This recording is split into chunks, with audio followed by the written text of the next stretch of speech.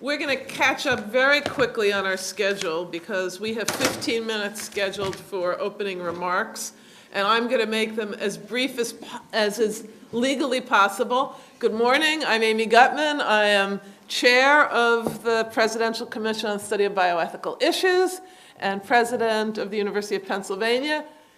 Dr. Jim Wagner is vice chair and president of Emory University. We welcome you to our 25th meeting, wrap our minds around that. And I'm going to begin by noting the presence of our designated federal official, who is Bioethics Commission Executive Director, Lisa M. Lee. Lisa, please stand.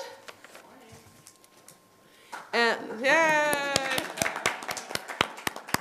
She deserves more than that. Right.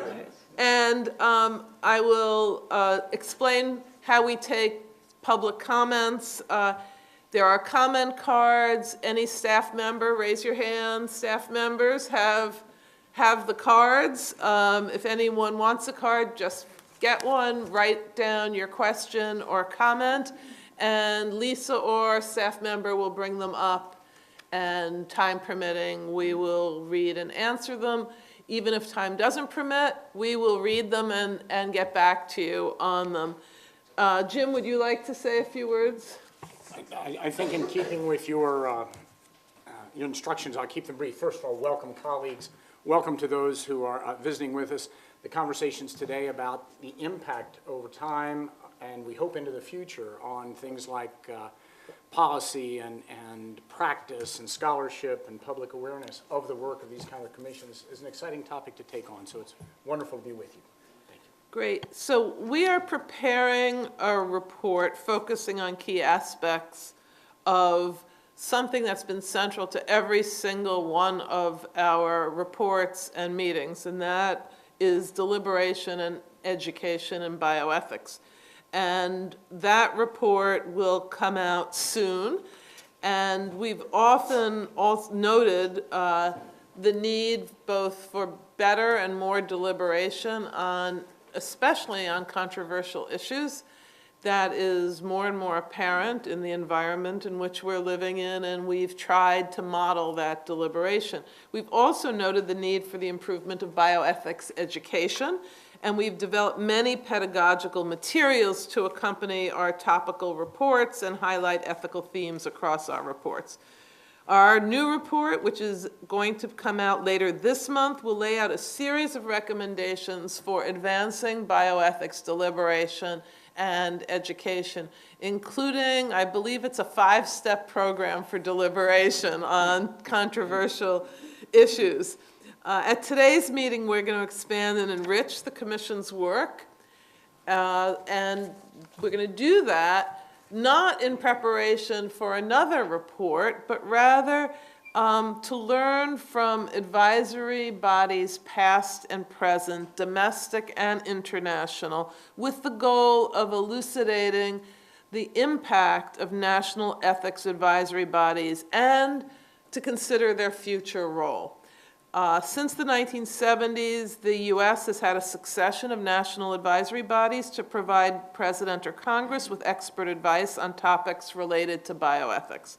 Other countries and regions also benefit from their own advisory bodies, often set up somewhat differently from the U.S., and they offer guidance also on bioethical issues.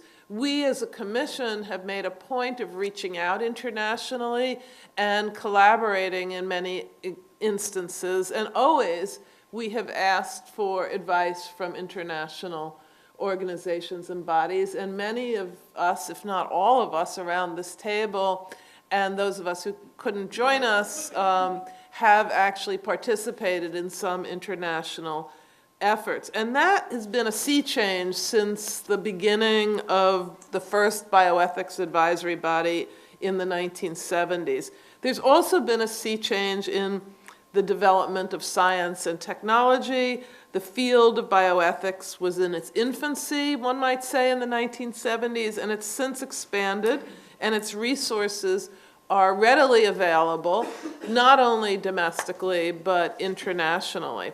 So looking back at what worked and why can help us imagine and reimagine the role of bioethics in shaping policies and practices that ensure ethically responsible development and use of science, medicine, and technology. And since the 1990s, each of the past 3 presidents has established bioethics commissions to explore ethical issues in science, medicine, and technology. Should the next president follow this precedent, the Bioethics Commission hopes that our reflections will help set the next advisory body on a path for success. So before we get started on our first panel, I'd like to ask our advisory commission to introduce themselves, and I'll begin with Dr. Steve Hauser. Hi, Steve Hauser, Chair of Department of Neurology at UC San Francisco. Good morning, Christine Grady, Chair of the Department of Bioethics at the National Institutes of Health Clinical Center. Barbara Atkinson, a founding dean for the UNLV School of Medicine, Las Vegas. Nelson Michael, the Walter Reed Army Institute of Research. Nita Farahani, Professor of Law and Philosophy and Director of Duke Initiative for Science and Society at Duke. Anita Allen, Vice Provost for Faculty and Professor of Law and Philosophy at the University of Pennsylvania. Thank you. Now, will our first panelists please come to the table and join us?